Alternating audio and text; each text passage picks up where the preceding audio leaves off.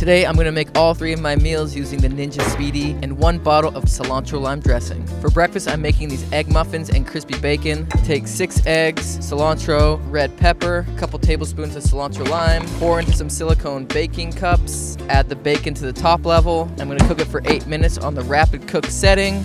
Quick and easy breakfast, so good. For lunch, I'm doing a steak fajita salad. I'm gonna chop up some fajita veggies, throw those on the bottom level with a little bit of avocado oil, and then on top I'm gonna be air frying some steak. Set for 8 minutes on the rapid cook setting. And look at that, steak and fajita veggies. Throw this on top of some greens, add a little avocado, some cilantro, and the cilantro lime dressing. And that's a very tasty lunch.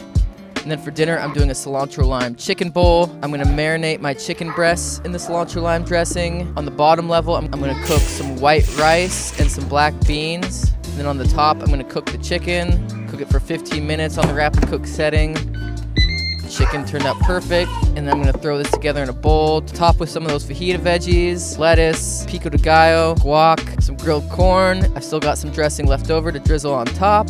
This one was my favorite. This is way better than going out to eat. Thanks for watching.